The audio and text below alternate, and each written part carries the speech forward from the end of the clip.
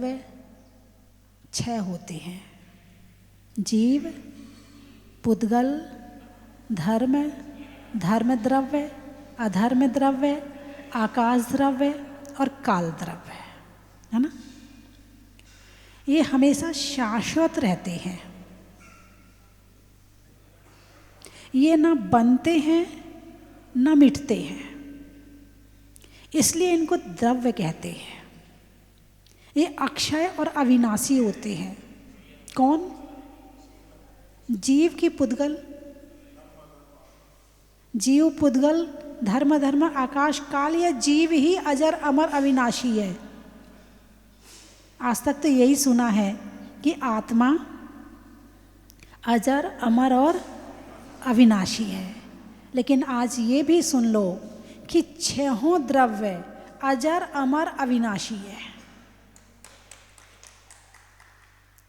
6 द्रव्य खत्म नहीं होते हैं, मरते नहीं है, न जन्म होता है न नाश को प्राप्त होते हैं।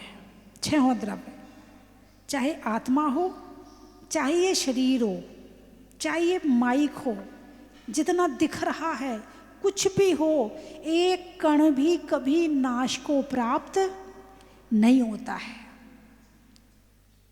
तो फिर ऐसा क्यों कहा जाता कि लोग मर गए? कहते ना, फिर कितना रोते हैं, रोते हैं ना।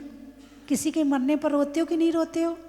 अरे बोलिए ना, मरा कौन, आत्मा या शरीर? शरीर मरता है? शरीर में मरने की ताकत है?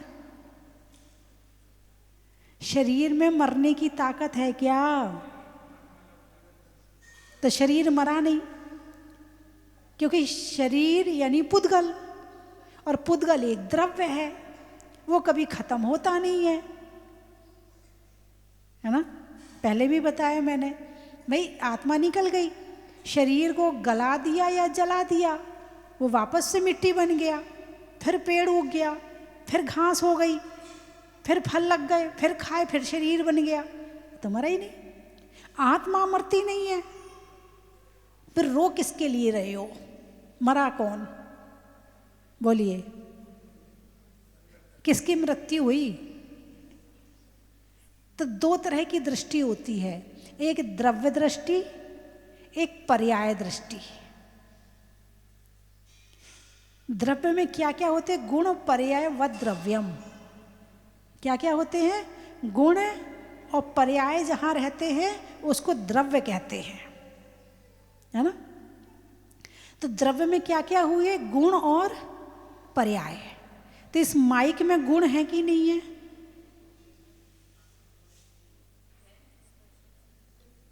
इसमें गुण है? क्या गुण है बताना जरा। अच्छा, ये खराब हो जाए तो फिर इसका गुण गया? चले, ये तो नहीं बोल रहा, ये जो डंडा है ये तो नहीं बोल रहा ना, तो इसमें तो गुण नहीं होंगे, इसमें ही तो है ना गुण, इसमें थोड़ी गुण है, इसमें भी गुण है। इसमें क्या गुण है? अच्छा, ये रखा है तो इसलिए, चलो ये गिर गया, अब तो गुण नहीं है इसमें।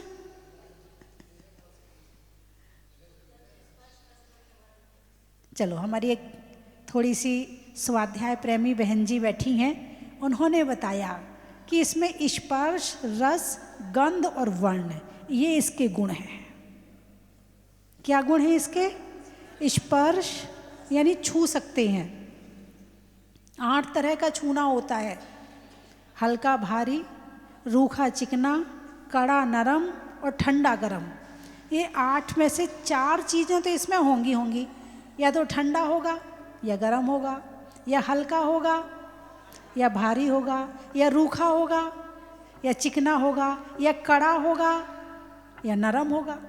तो एक द्रव्य मतलब एक चीज में 8 में से 4 गुण तो विद्यमान होते ही होते हैं।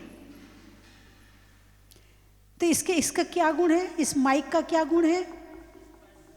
स्पर्श, रस, गंध और वर्ण। अच्छा, ये पिच्छी का क्या गुण है? इसमें स्पर्श है कि नहीं? कौन सा स्पर्श है इसमें? अब इसका स्पर्श बताओ, चिकनी है कि रूखी है, कड़ा है कि नरम है, क्या है? अब इसकी अलग अलग व्याख्या करनी पड़ेगी। इसकी डंडी कड़ी है, चिकनी है, नीचे के पंख मुलायम हैं, इसमें वर्ण है, कलर है, इसमें स्पर्श, रस, रस भी कोई ना कोई होगा, गंध भी कोई ना कोई होगी, है ना? तो स्पर्श, रस, गंध और वर्ण देख सकते हैं, वर्ण है। कुछ समझ में आया कि नहीं आया? तो ये किसका गुण है? पिच्छी क्या है? जीव है कि पुद्गल? बोलिए, पिच्छी जीव है कि पुद्गल? पुद्गल। बड़े ज्ञानी लोग बैठे हैं। आप जीव हैं कि पुद्गल? कितने लोग जीव हैं? हाथ उठा के बताओ। नहीं हो तो बताओ, नहीं हो तो मत बताओ। आपको नहीं पता है तो मत बताओ। जीव है, देखो पक्का पता हो तो बताना, पड़ोसी हाथ उठा रहा हो तो मत उठाना, मैं बताऊंगी आपको फिर। चलिए, आप जीव हैं कि पुद्गल? जीव कौन कौन है? हाथ उठाओ। अभी डाउट में है कुछ लोग, कोई बात नहीं जानना खतरनाक नहीं है, लेकिन जानना मगर गलत जानना वो ज़्यादा खतरनाक है। नहीं जानने वाला इतना खतरनाक नहीं है, इतना बुरा नहीं जानते मतलब नहीं जानते, कोई बात नहीं है, लेकिन जानेंगे तो सही जानेंगे। लेकिन हम जानते हैं और गलत जानते हैं और अपने आप को अच्छा समझते हैं, अपने आप को ज्ञानी मानते हैं, ये खतरनाक है ना? चलो, जीव की पहचान कैसे होती? मैंने अभी 2-3 दिन के पुराने प्रवचन यूट्यूब में पढ़े होंगे, आप सुन लेना तो आपको बढ़िया जल्दी आ जाएगी समझ में कि भाई जीव की पहचान क्या है। 1 इंद्रिय, 2 इंद्रिय, 4 इंद्रिय के विषय में मैंने बड़ी अच्छी तरह से बताया था। आज थोड़ा सा बता करके आगे बढ़ूंगी। जहाँ चेतना है उसे जीव कहते हैं, जहाँ चेतना है उसे जीव कहते हैं, जहाँ ज्ञान दर्शन है उसे जीव कहते हैं, जहाँ सुख उसे जीव कहते हैं। तो जो जीव के मूल गुण हैं वो 4 हैं। कौन कौन से? कल मैंने अभी 2 के विषय में चर्चा चल रही थी, ज्ञान और दर्शन, है ना? आज तीसरे गुण के विषय में बताऊंगी, सुख और शक्ति। किसका? किसका मूल गुण? जीव का। किसका गुण है ये? जीव का। इस माइक में सुख पाने की ताकत है क्या? सुख महसूस करने की ताकत है क्या? इस माइक में दुख महसूस करने की ताकत है क्या? नहीं है। तुम्हारे मकान में सुख दुख महसूस करने की ताकत है क्या? मकान में, आपकी नहीं पूछ रही मैं, मकान में। अच्छा, जिस गाड़ी में आप बैठकर आए हो उस गाड़ी का एक्सीडेंट यदि होता है तो गाड़ी को दुख होता है क्या? किसको होता है? तो सुख नाम की जो शक्ति है, सुख नाम का जो गुण है वो किसका है? पुद्गल का या जीव का? बोलिए ना। आपने अच्छे कपड़े पहने, किसको सुख मिल रहा है? कपड़े तो शरीर ने पहने हैं, तो सुख जीव को कैसे मिलेगा? अच्छा चलो, ये तो फिर भी कपड़े थोड़े से टच से अलग होते हैं शरीर से। अच्छा, ये जो आप रसगुल्ला खाते हो, पिज़्ज़ा, बर्गर, आइसक्रीम ये खाते हो, तो किसको सुख मिला? हाँ, किसको? जीव को। जीव क्या है? शरीर क्या है? पुद्गल की जीव? शरीर पुद्गल है कि जीव है? देखो, दुनिया में सब कुछ जाना, केवल खुद को नहीं जाना। आना बेकार हो गया मनुष्य शरीर में, और उसमें भी जैन कुल मिला, आचार्यों के द्वारा लिखित शास्त्र मिले, भगवान महावीर की वाणी मिली, फिर भी इस जिंदगी को दुनिया के 99 के चक्कर में खो दिया। गोरख धंधा, कौन सा धंधा है ये? गोरख धंधा। ये कभी खत्म नहीं होने वाला है। तुम रहोगे तब भी चल रहा है और तुम नहीं रहोगे तब भी चल रहा है। इसमें ज़्यादा समय व्यर्थ करना बेकार है। जितना ज़रूरत है उतना करो और बाकी अपने आप में लग जाओ, अपने में मेहनत करो। चलिए अब बताइए, जीव जो है वो जीव है कि पुद्गल है? जीव, जिह्वा, ये पुद्गल है कि जीव है? स्वाद किसको आ रहा है? रसगुल्ला कहाँ खाया आपने? जीभ में। स्वाद कहाँ आया? जीभ में आया। कहाँ आया? जीभ में आया। चलो, जीभ को स्वाद आया, मान लिया आपकी बात। किसी मुर्दे को रसगुल्ला खिलाओ, उसके जीभ पे डाल दो। किसी किसी के प्राण जो है मुंह से निकलते हैं तो मुंह खुला रह जाता है, उसके मुंह में रसगुल्ला डालना, स्वाद आएगा उसको? क्यों?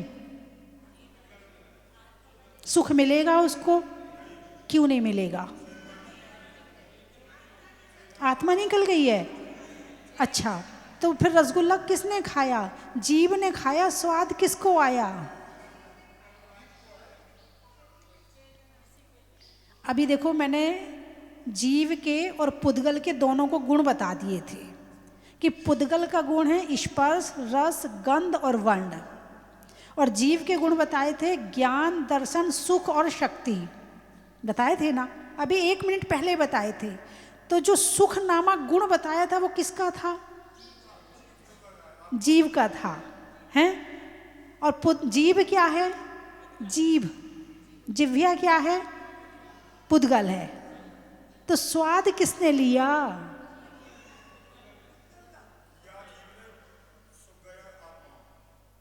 यदि पुद्गल ने स्वाद लिया है तो मुर्दे को आना चाहिए। जीभ तो लगी हुई है ना, लगी पड़ी है। जीभ तो कहीं नहीं गई ना, जीभ तो जहां थी वहीं पर है। अब खिलाओ उसको रसगुल्ला, अंदर नहीं जाएगा। क्यों नहीं जाएगा?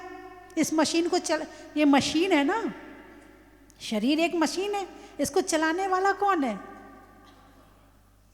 जीव है। जीव तत्व है, जीव द्रव्य है। कौन है? जीव है, आत्मा है। जब तक शरीर में आत्मा है तब तक ये मशीन चल रही है, और जिस दिन आत्मा निकल जाएगी ये मशीन बंद हो जाएगी। जैसे कि फैक्ट्री चल रही है, किस पे चल रही है फैक्ट्री? करंट। जब तक करंट आ रहा है तब तक फैक्ट्री चल रही है, और करंट बटन बंद कर दो, बटन बंद कर दो, फैक्ट्री बंद हो जाएगी। बस ये भी एक फैक्ट्री है। अब उत्पादन क्या कर रहे हो ये आप देखो।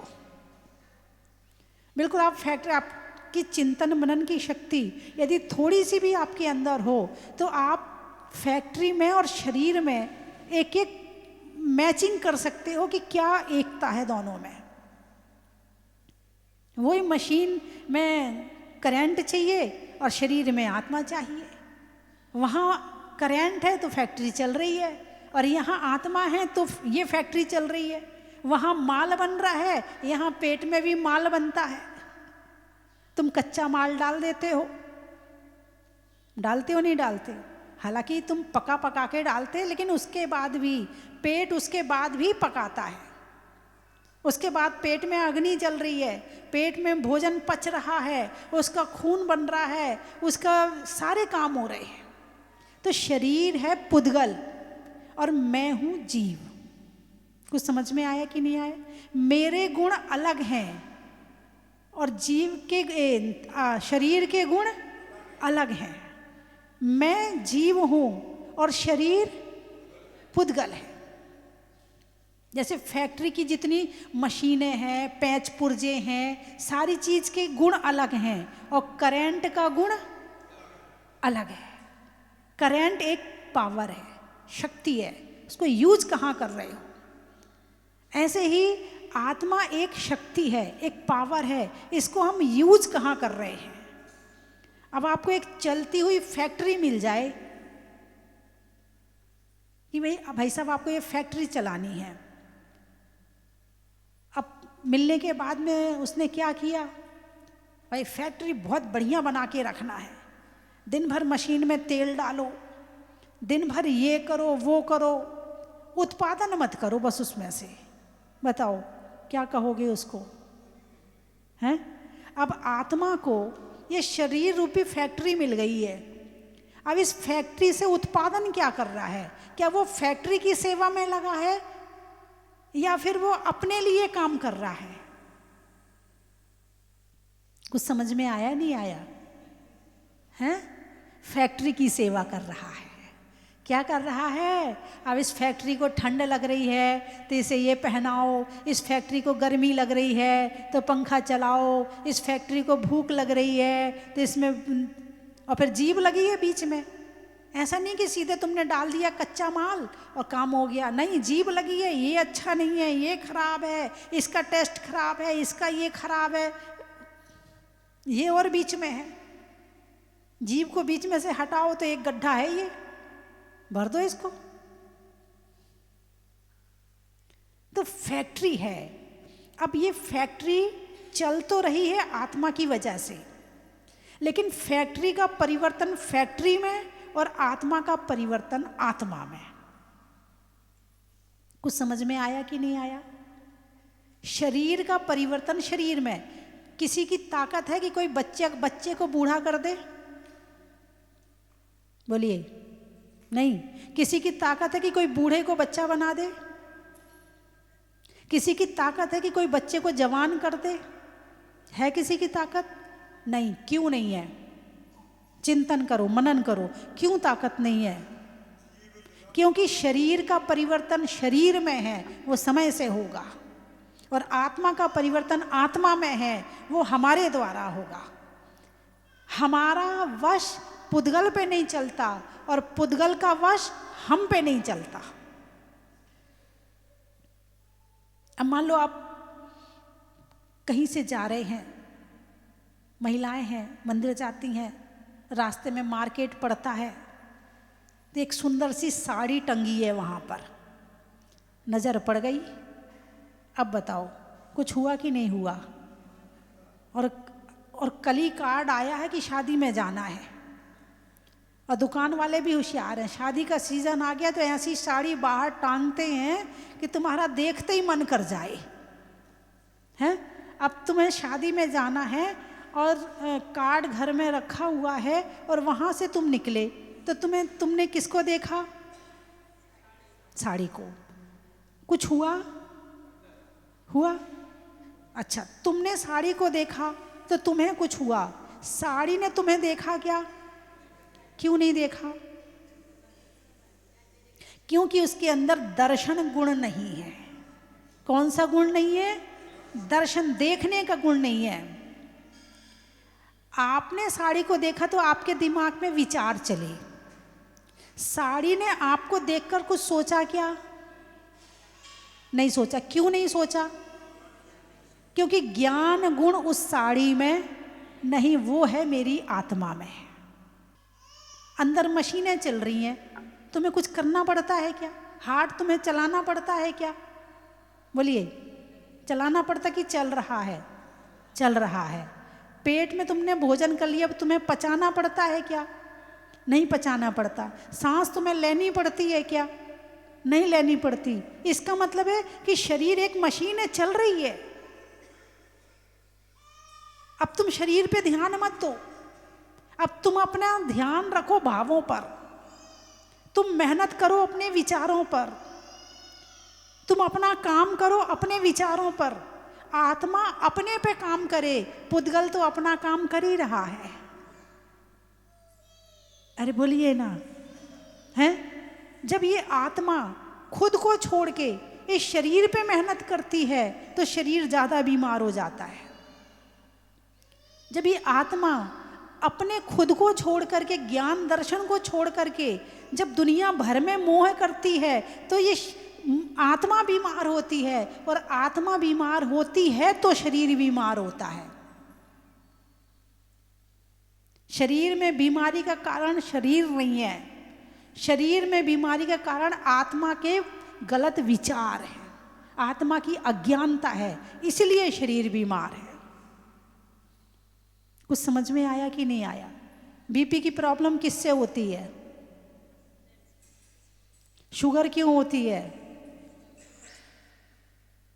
हार्ट प्रॉब्लम भी कई बार, हार्ट अटैक, अधिक दुख आ जाए तो हार्ट अटैक हो जाता है, होता कि नहीं होता है? तो शरीर की आधी से ज़्यादा बीमारियां आत्मा के विचारों की गलती की वजह से होती है। जब क्रोध आता है तो शरीर में तेजी आती है, और शरीर में तेजी आएगी तो शरीर में जो ब्लड घूम रहा है, इस विचारों का जो प्रभाव है उस ब्लड के ऊपर पड़ता है, जो घूमने वाला ब्लड है। जैसे तुम्हारे भाव तेज हुए तो ब्लड सर्कुलेशन भी तेज हो गया, और जैसे वो तेज हुआ तो बीपी तेज हो गया। तुम टेंशन में आ गए, दिमाग पे लोड पड़ा, वजन पड़ा, डाउन हुए, और जैसे तुम्हारे विचार डाउन हुए तो जो शरीर में ब्लड सर्कुलेशन था वो भी लो हो गया।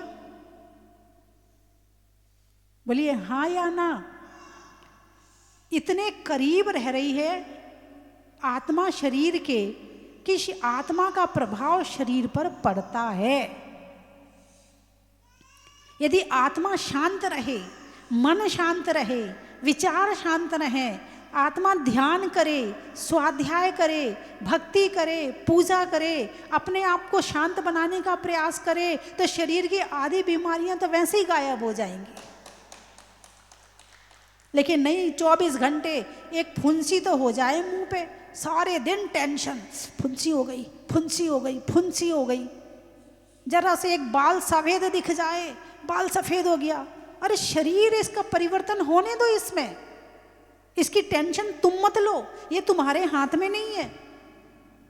बुढ़ापा आ गया तो हाय बुढ़ापा आ गया, अरे शरीर का परिवर्तन शरीर में चल रहा है, चलने दो, इसकी टेंशन तुम मत लो। ये मशीन है, मशीन तो पुरानी होगी, और पुरानी होगी तो खराब भी होगी, और खराब होगी तो तुम टेंशन क्यों ले रहे हो? तुम अपना काम करो, वो अपना काम करे। कुछ समझ में आया कि नहीं आया? ये कब समझ में आएगा? जब हम आत्मा के गुणों को अलग समझेंगे और पुद्गल के गुणों को अलग समझेंगे। जब तक हम दोनों के गुणों के अंदर जाके श्रद्धान नहीं करेंगे, तब तक हमें ये बात समझ में नहीं आएगी, और जब तक हमें ये बात समझ में नहीं आई तब तक हमें भगवान पर भी सच्चा श्रद्धान होने वाला नहीं है। क्योंकि जो आत्मा को नहीं जानता वो परमात्मा को नहीं जानता, और जो परमात्मा को नहीं जानता तो उसकी श्रद्धा में क्वालिटी कहाँ रही? किसने कहा ये भगवान, हाँ जी हाँ, ये नहीं, वो वाले भगवान ज़्यादा अच्छे, वहाँ चमत्कार होते, चल वो भागेगा वहाँ। उसे पता ही नहीं है कि आत्मा का गुण क्या है, परमात्मा क्या होते हैं। उसको जहाँ ले जाओ सब जगह जाने तैयार है, कहीं ढुकवा लो उससे। वो तो केवल एक ही जानता है, मेरी तबीयत ठीक हो जाए, मेरे घर बार ठीक चले, मेरी लड़की की ये हो जाए, मेरा लड़के का ये हो जाए, मेरी बहू ऐसी हो जाए, मेरा ये, वो तो बस इसी में जी रहा। उसे पता ही नहीं है कि आत्मा के गुण क्या हैं और शरीर के गुण क्या हैं, द्रव्य क्या है। मात्र 6 द्रव्यों को समझ लो, 6 द्रव्यों को समझ लोगे तुम्हारी आंखें खुल जाएंगी कि ये दुनिया है का, कहाँ भटक रहे हम। इसको कहते हैं द्रव्य दृष्टि। कौन सी दृष्टि? द्रव्य दृष्टि। जिसकी द्रव्य दृष्टि खुल गई ना, उसका जीवन सार्थक हो गया। बाकी सभी लगे पड़े पर्याय दृष्टि में, परिवर्तन में। क्या चल रहा है दुनिया में? परिवर्तन चल रहा है। हम केवल परिवर्तन पकड़ रहे हैं, और परिवर्तन पकड़ में आता नहीं है, क्योंकि वो रुकने वाली चीज है ही नहीं है, और तुम उसको पकड़ना चाहते। बूढ़ा जवान होना चाहता है, बच्चा जवान होना चाहता है, जो है उसमें नहीं रहना चाहता, क्योंकि ज्ञान नहीं है। और ज्ञान आ जाए, जो है, ये 2 ही शब्द समझ लो, जो है, शरीर है सो है, आत्मा है सो है। आत्मा के गुण अलग और शरीर के गुण अलग। कुछ समझ में आया? अरे बोलिए ना। चलो फिर बंद करूं, हैं? भगवान के ज्ञान में संसार के सभी द्रव्य, गुण और पर्याय एक साथ झलकते हैं। तुम इस दुनिया को जानने के लिए कहीं टीवी खोलते हो, कहीं मोबाइल खोलते हो, कहीं न्यूज़ देखते हो, फिर ये चैनल बदलोगे, वो चैनल बदलोगे, तुम कितना जानते हो? केवल ज्ञान में तो तीनों लोक झलक रहा है। जिसने राग देश कामादिक जीते, उसने सब जग जान लिया। तुम इतने इतने से जानने की प्रयास कर रहे हो, आंख बंद करके बैठो, ऐसा ज्ञान प्रकट होगा, एक दिन में नहीं होगा, एक दिन में नहीं होगा।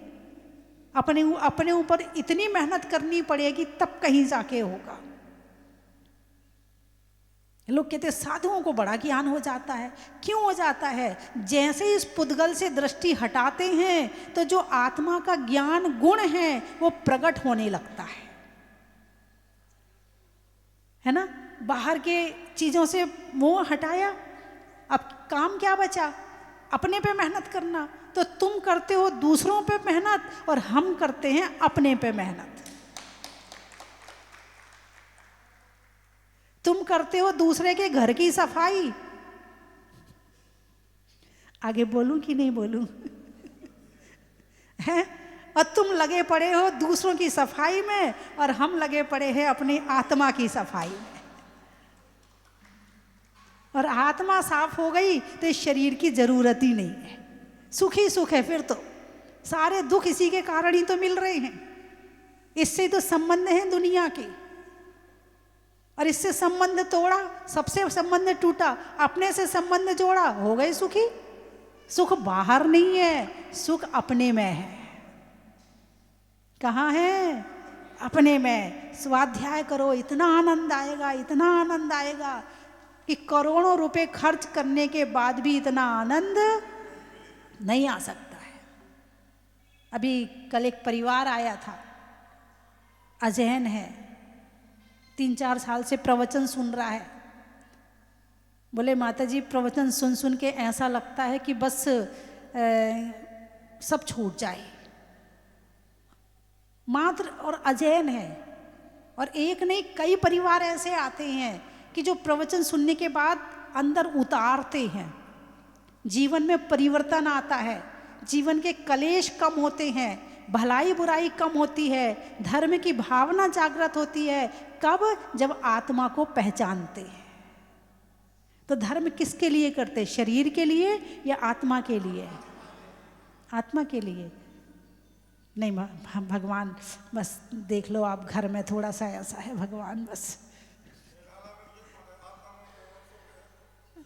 अरे आप तो बड़े ज्ञानी है ना? छेड़ाला ग्रंथ महान ग्रंथ है, बहुत बढ़िया ग्रंथ। आनंद आता है, लगता है कि बस पढ़ने के बाद आराम से ध्यान करो बैठकर। तो आप लोग भी, जितनी जिंदगी निकल गई, जब जागे तभी सवेरा। कल बताऊंगी कि अपने ज्ञान का उपयोग हम कहाँ कर रहे हैं, कल बताऊंगी। आज बता दूं? नहीं, कल आपके घर आके बता दूंगी। ऐसी क्या बात है? आप दरवाज़ा खोल देना, मैं आ जाऊंगी। खोलते हो कि नहीं खोलते हो? खोलते हो। 2 बार आती हूँ और एक प्रवचन कम से कम 3-3, 4-4 बार सुनना, तब कहीं जाके तुम्हें वो अंदर घुसेगा। ऐसा नहीं कि एक प्रवचन एक बार सुन लिया और इधर सुने इधर निकल गए। नहीं, एक एक प्रवचन को 3-3 बार सुनना चाह और लिखना उसे, क्योंकि मोह का पर्दा इतना मोटा है कि उसे हटाने में बड़ी मेहनत की जरूरत है। कितना सुन लो, आत्मा मोह समझने नहीं देता कि माता जी सही कह रही हैं। हाँ ठीक है, साधु संत तो कहते रहते हैं, ये और मुंह से कहलवा देता है। अरे हम गृहस्थियों के लिए थोड़ी हैं, ये तो साधु संतों के लिए है। कौन कहलवा रहा? मोह कहलवा रहा है, करने नहीं देता ये। चलिए मैं 3 चीजें बोलूंगी, आपको कहना बड़ा ही महत्व है। नींबू के सत्व का, जैन धर्म में 7 तत्व का और आपके बोलने में बड़ा ही महत्व का। बोलिए ना। पानी में खौलने का, बनिया में तौलने का और आपके जोर से बोलने का। हिंदी में मात्रा का, स्कूल में छात्रा का और आज आपकी जहाजपुर की। छोड़ने में मोह का, गाने में आरोह अवरोह का और आने वालों में दमोह का। बड़ा ही महत्व है। कोपरगांव, नदी में नाव का, सुधरने में भाव का और आने वालों में कोपरगांव का। बड़ा ही महत्व है। चंदेरी, नहीं होने में देरी का, फलों में बेरी का और आने वालों में चंदेरी का। बड़ा ही महत्व है। गाने में सुर का, देवों में असुर का और आने वालों में जबलपुर का। बड़ा ही महत्व है। पूछने में हाल का, गर्मी में रुमाल का, सर्दी में साल का, शहरों में ताल का, सिर पे काले बाल का, जन्म समय नाल का और आने वालों में भोपाल का। बड़ा ही महत्व है। जयपुर, हाँ जयपुर वाले आए हैं हमारे अखिलेश जी बंसल, जो कि अच्छे समाचार सब तक पहुंचाते हैं और जैन धर्म की प्रभावना करते हैं, है ना। हाँ, क्षेत्रों में जहाजपुर का, अच्छा अभी बताते। पूजा में कपूर का, नृत्य में नुपुर का और आने वालों में जयपुर का बड़ा ही और जहाजपुर का। बड़ा ही महत्व है। विदिशा, सोने में निशा का, मिलने में अच्छी दिशा का और आने वालों में विदिशा का। बड़ा ही महत्व है। अच्छा, त्याग करने में अशन का, अशन यानी भोजन, उपवास के दिन त्याग करने में अशन का। सरस्वती पूजा में वसन का और आने वालों में लासुर स्टेशन का। बड़ा ही महत्व है। नेता में दौर का, आम की बौर का और आने वालों में इंदौर का। बड़ा ही महत्व है। लिखने में खत का, मकान की छत का और आने वालों में भारत का। बड़ा ही महत्व है। बोलिए 24 भगवान की।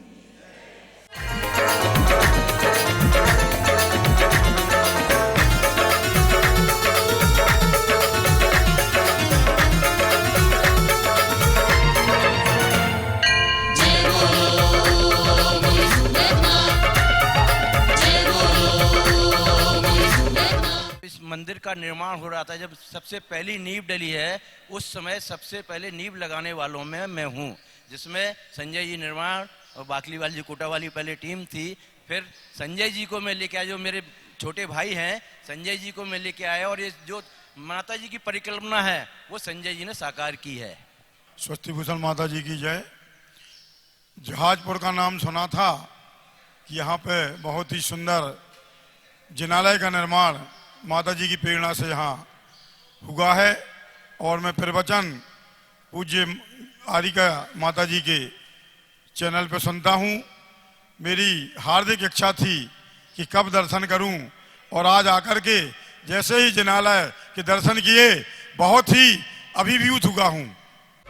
मुनि सुव्रत है महिमा के धारी, सारे जग के हो तुम तारणहारी। मुनि सुव्रत है महिमा के धारी, सारे जग के हो तुम तारणहारी। रूठी किस्मत संवर गई हमारी, जब से देखी ये मूरत तुम्हारी।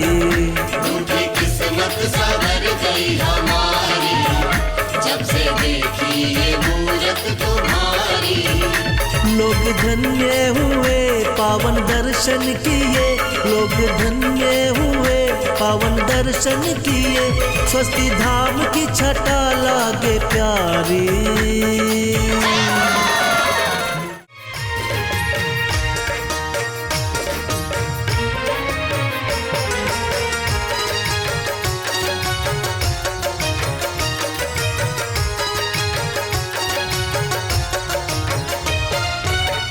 पिता सुमित्र के राज दुलारे, माँ पद्मा जी के नैनों के तारे।